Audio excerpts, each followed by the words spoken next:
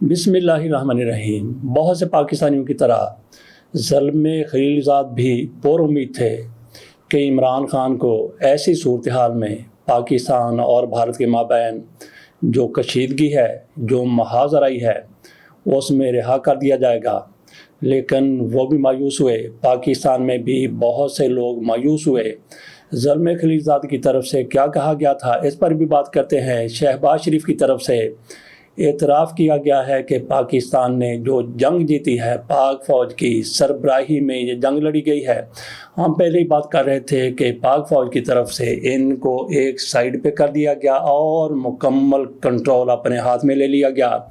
Driving seat پہ پاک فوج آ گئی، افواج آ گئی، یا پھر یوں سمجھ لیجئے کہ کپتانی پاک فوج کی طرف سے کی گئی، کیپٹن پاک فوج تھی، تو پاکستان کی طرف سے یہ جنگ جیت لی گئی۔ اس کا اعتراف شہباز شریف صاحب کی طرف سے بھی کیا گیا ہے۔ D G I S P R کی طرف سے واضح طور پر بھارت کو کہا گیا ہے کہ اگر پاکستان کا پانی بند کیا تو پھر دنیا دیکھے گی۔ اس کے ساتھ ساتھ انہوں نے ایک اور بھی انکشاف کیا ہے کہ پاکستان نے ایک معراج طیارہ بھی بھارت کا مار گرایا تھا۔ معراج بھی فرانس کا بنا ہوا طیارہ ہے، اور اس کے ساتھ ہی شیوانگی کا معاملہ مہمہ بھی حل ہو گیا، جن کے بارے میں کچھ لوگ کہتے تھے کہ وہ پاکستان میں آئیں، گرفتار ہوئیں، پکڑی گئیں، انہوں نے بیل آؤٹ کیا تھا۔ تو کچھ لوگوں کی طرف سے یہ بھی کہا جا رہا تھا کہ ان کا کچھ پتہ نہیں، لیکن یہ معاملہ بھی حل ہو گیا۔ چلتے ہیں پہلے عمران خان کے حوالے سے زلمے خلیلزاد کی طرف سے جو کچھ کہا گیا تھا۔ زلمے خلیلزاد کی طرف سے 2 ٹویٹ سامنے آئے ایک دن کے وقفے سے۔ پہلے ٹویٹ میں انہوں نے کیا کہا؟ پہلے ٹویٹ میں ان کی طرف سے کہا گیا کہ یہ اطلاعات موصول ہو رہی ہیں کہ عمران خان کو جلد رہا کیا جائے گا۔ میری امید ہے کہ یہ خبریں درست ہوں۔ اس نازک دور میں پاکستان کو ان کی رہائی سے اندرون ملک اور بیرون ملک دونوں سطحوں پر فائدہ ہوگا، ویسے بھی یہی درست اقدام ہوگا۔ اور اس کے پھر ایک دن کے بعد ہی وہ کتنے مایوس ہو گئے۔ ان کی طرف سے ایک اور ٹویٹ کیا گیا جس میں وہ کہتے ہیں عمران خان کی ممکنہ رہائی کے حوالے سے ایک اور نقطہ نظر، اور شاید غالب نقطہ نظر یہ ہے کہ حالیہ بھارت کے ساتھ حملوں اور جوابی حملوں کے بعد فوج خود کو مضبوط محسوس کر رہی ہے اور اسی نتیجے پر پہنچی ہے کہ جمہوریت یا P T I, Pakistan Tehreek Insaf کی طرف سے کوئی مثبت قدم اٹھانے کی ضرورت نہیں ہے، لہٰذا رہائی کا فیصلہ ترک کر دیا گیا ہے۔ اگر یہ سچ ہے تو یہ ایک قلیل النظر فیصلہ ہے، کیونکہ یہی وقت ہے جب حقیقی قومی یکجہتی کی ضرورت ہے۔ پاکستان کا جمہوری خلا اور سیاسی تقسیم ملک کے استحکام اور اقتصادی فلاح و بہبود کو مسلسل نقصان پہنچاتے رہیں گے۔ ان کی طرف سے کہا گیا کہ پہلے یہ درست فیصلہ کیا گیا تھا کہ عمران خان کو رہا کر دیا جائے، لیکن اب لگتا ہے کہ اس حوالے سے تنگ نظری کا اظہار کیا جا رہا ہے۔ شہباز شریف صاحب کی طرف سے کیا کہا گیا یہ آپ کے سامنے رکھتے ہیں۔ درمیانی رات میں تقریباً 2:30 بجے سپہ سالار جنرل سید عاصم منیر نے مجھے سیکیور فون پہ مجھے بتایا، صبح میں فجر کے بعد میں سوئمنگ کرتا ہوں، تو میں احتیاطاً اپنا سیکیور فون ساتھ لے گیا اور میں نے ضیاء کو کہا کہ ضیاء یار اگر کوئی گھنٹی بجے تو مجھے فوراً بتانا۔ As luck would have it, وہ گھنٹی بجی تو جنرل عاصم منیر لائن پر تھے، کہنے لگے کہ وزیر اعظم ہم نے بڑا بھرپور ان کو جواب دیا ہے اور اب ہمیں سیز فائر کرنے کی درخواست آ رہی ہے، تو آپ کا کیا خیال ہے؟ میں نے کہا سپہ سالار اس سے بڑی اور عزت کی کیا بات ہو سکتی ہے؟ آپ نے دشمن کو ایک بھرپور تھپڑ مارا ہے، اس کا سر چکرا گیا، اب وہ سیز فائر پر مجبور ہے، تو میں سمجھتا ہوں کہ آپ بسم اللہ کریں اور اس سیز فائر کے آفر کو قبول کریں۔ جی، تو شہباز شریف صاحب کہتے ہیں کہ مجھے فون آیا تھا رات 2:30 بجے اور فجر کی نماز کے بعد میں سوئمنگ کرتا ہوں۔ تو ناظرین تھوڑا سا غور فرمائیے، اس کے اوپر بھی بڑی اختلافی باتیں ہو رہی ہیں کہ 2:30 بجے کون سی یہ فجر کی نماز پڑھتے ہیں۔ بہرحال ہم اس کنٹروورسی میں نہیں پڑھتے، ہم وہی بات کرتے ہیں جس کا ہم نے پہلے تذکرہ کیا کہ شہباز شریف سوئمنگ کرتے ہیں فجر کے بعد، اور پھر دیکھ لیجئے کہ کیسے حالات ہیں پاکستان کے۔ جنگ چھڑی ہوئی ہے، جنگ لگی ہوئی ہے، حالت جنگ میں ہے، بھارتی طیارے پاکستان کی حدود کی خلاف ورزی کرتے ہیں، بھارت سے راکٹ پاکستان آتے ہیں، میزائل پاکستان آتے ہیں، ڈرون پاکستان آتے ہیں، اور ہمارے شہباز شریف صاحب وزیر اعظم صاحب وہ سوئمنگ کر رہے ہیں، ان کے پاس اتنا زیادہ ٹائم ہے، سیکیور فون اپنے پاس لے گئے۔ بہرحال اس پر بھی کئی ویلاگ سامنے آ چکے ہیں، لیکن ہم نے اس میں جو بات کرنی ہے وہ یہ کرنی ہے کہ ان کی طرف سے کہا گیا کہ جنرل عاصم منیر نے مجھے بتایا کہ ابھی سیز فائر کی درخواست آ رہی ہے۔ تو یہاں پہ سوال یہ ہے کہ سیز فائر کی درخواست کیا آرمی چیف کو آنی تھی؟ وزیر داخلہ کہاں تھے؟ وزیر خارجہ کہاں تھے؟ اور خود وزیر اعظم صاحب کہاں تھے؟ جن لوگوں کی طرف سے ان کو درخواست آ رہی تھی انہوں نے ان کی حیثیت کو کیا سمجھا؟ تو جیسا کہ ہم پہلے بھی اپنے ویلاگ میں کہہ چکے ہیں کہ پاک فوج کی طرف سے بہترین فیصلہ کیا گیا، زبردست فیصلہ کیا گیا کہ سارے معاملات اپنے ہاتھ میں لے لیے، اور یہ کمپرومائز قسم کی سیاسی قیادت کچھ پتہ نہیں تھا کہ کس موقع پر یہ کھسک جاتے، پھسل جاتے، کیا سے کیا ہو جاتا۔ پاک فوج کی طرف سے واقعی درست اقدام اٹھایا گیا کہ سارے معاملات اپنے ہاتھ میں لے لیے۔ گو کہ کئی اختلافات اپنی جگہ پر ہو سکتے ہیں، لیکن یہ معاملہ بڑے ہی اچھے طریقے سے ہاتھ میں لیا گیا۔ تو شہباز شریف صاحب کی طرف سے اعتراف کیا گیا ہے کہ جنرل عاصم منیر سے رابطہ کیا گیا کہ سیز فائر کرنا ہے۔ میں نے کہا ٹھیک ہے۔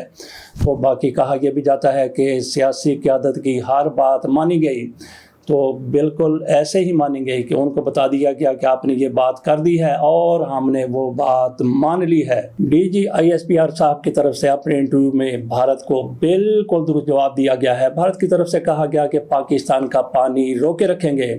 انہوں نے کہا اگر پاکستان کا پانی اسی طرح سے روکے رکھا گیا تو پھر پوری دنیا دیکھے گی پاکستان کس طرح سے جواب دیتا ہے۔ پہلے پاکستان کی طرف سے جواب دیا گیا تھا، اور انہوں نے ساتھ یہ بھی کہا کہ چھٹا طیارہ ہم نے معراج گرایا ہے۔ اس سے پہلے ایسی خبریں نہیں تھی، اس سے پہلے کہا جا رہا تھا کہ 3 پاکستان کی طرف سے رافیل گرائے گئے اور ایک MiG-29 گرایا گیا اور ایک SU ڈرون وہ بھی بھارت کی طرف سے جدید ترین جہاز تھا وہ بھی گرایا گیا۔ تو معراج کے حوالے سے پہلی دفعہ معلومات سامنے آئی ہیں۔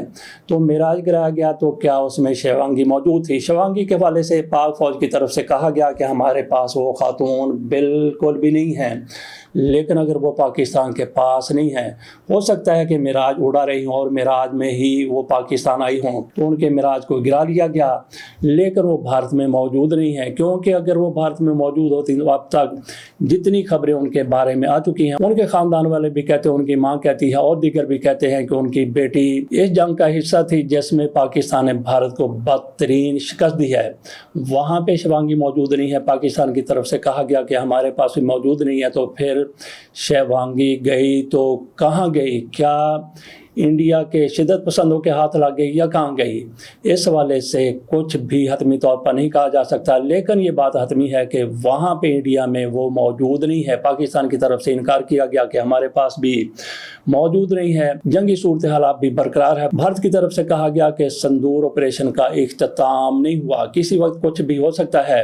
اس کے ساتھ ساتھ بھارت کی طرف سے رائے عامہ، عالمی رائے عامہ ہموار کرنے کے لیے ششی تھرور کی قیادت میں وفد تشکیل دیا گیا ہے۔ وہ بڑے بڑے ممالک کا، مؤثر ممالک کا دورہ کرے گا اور اپنا نقطہ نظر ان کے سامنے رکھے گا کہ پاکستان نے ان کے ساتھ اس طرح سے زیادتی کی ہے، اور اس کے مقابلے میں پاکستان نے بھی ایک وفد تشکیل دیا ہے۔ بلاول بھٹو زرداری کی قیادت میں وفد تشکیل دیا گیا، جس میں ہینا ربانی کھر ہیں، خرم دستگیر ہیں، اور ان کے ساتھ ساتھ جلیل ابا جیلانی بھی اس وفد کا حصہ ہیں۔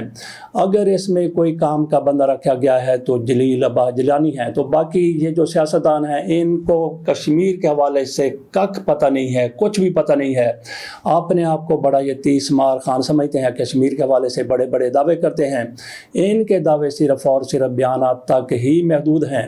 اگر کسی کو کچھ پتہ ہے پاکستان کی کشمیر پالیسی کے حوالے سے، کشمیر میں جو کچھ ہوتا ہے اس حوالے سے، تو ہمارے وہ خارجہ امور کے ماہرین ہیں، جس طرح سے جلیل ابا جیلانی ہیں، اس طرح سے دیگر بھی پاکستان میں موجود ہیں لوگ جو خارجہ معاملات کو دیکھتے رہے ہیں۔ ششی تھرور ان کی طرف سے ایک زبردست قسم کا سفارتکار ہے۔ اس کی سفارتی خدمات، انہوں نے جو کچھ انڈیا کے لیے کیا، وہ بہترین طریقے سے اپنے ملک کا نقطہ نظر دنیا کے سامنے رکھ سکتے ہیں، اور ہمیں اس نقطہ نظر کو جھٹلانے کے لیے، اپنا سچا نقطہ نظر سامنے رکھنے کے لیے کم از کم اس کے لیول کا بندہ تو وفد کا سربراہ ہونا چاہیے تھا۔ بلاول بھٹو زرداری کو نہیں پتا کہ بیر کی دم کدھر ہوتی ہے، بیر کے ہاتھ کدھر ہوتے ہیں، بیر کے پاؤں کدھر ہوتے ہیں۔ ان کو سربراہ بنا کر بھیج دیا گیا۔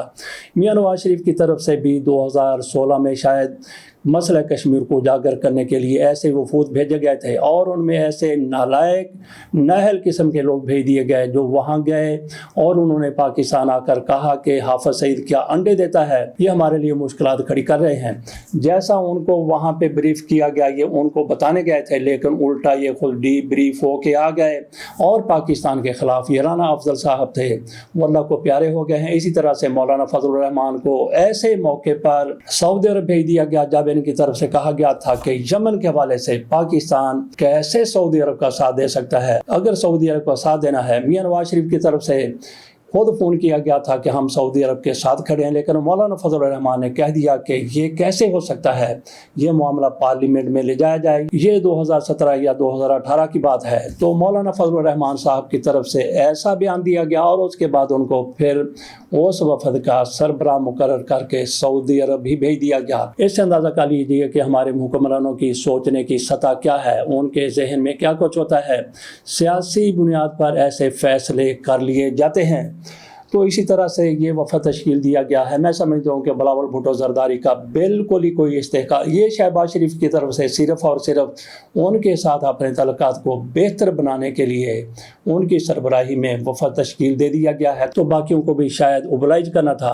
ابھی خرم دستگیر ان کو کیا پتہ پاکستان کی خارجہ پالیسی کیا ہے، وہ وزیر خارجہ رہے تو کس طرح سے وزیر خارجہ رہے، وزیر دفاع رہے تو کیسے وزیر دفاع رہے، وہ کشمیر کی پالیسی کو جیلانی صاحب سے زیادہ کیسے جان سکتے ہیں، اور یہ سارے ماتحت ہوں گے بلاول بھٹو زرداری کے۔ باقی ششی تھرور کے حوالے سے تھوڑی سی بات کر لیتے ہیں۔ 2014 میں ان کا ایک سکینڈل آیا تھا، پاکستان کی ایک خاتون تھی صحافی مہر طاہر، ان کے بارے میں ان کی اہلیہ کی طرف سے کہا گیا کہ ان کے مابین ایسی گفتگو ہوتی ہے جو قابل اعتراض ہے۔ یہ معاملہ اٹھا تھا جنوری کے شروع میں، تو ششی تھرور کی طرف سے اس کی تردید کی گئی۔ انہوں نے کہا کہ میرا سوشل میڈیا ہیک کر لیا گیا ہے، جبکہ مہر طاہر کی طرف سے بھی اس کی تردید کی گئی تھی۔ سنندا تھرور کی طرف سے کہا گیا کہ بالکل میں درست کہہ رہی ہوں، یہ دیکھیں انہوں نے کوئی سکرین شاٹ بھی دنیا کے سامنے رکھے تھے۔ اور پھر ہوا کیا ہوا، یہ کہ 17 جنوری 2014 کو چند دن کے بعد ان کی لاش ملتی ہے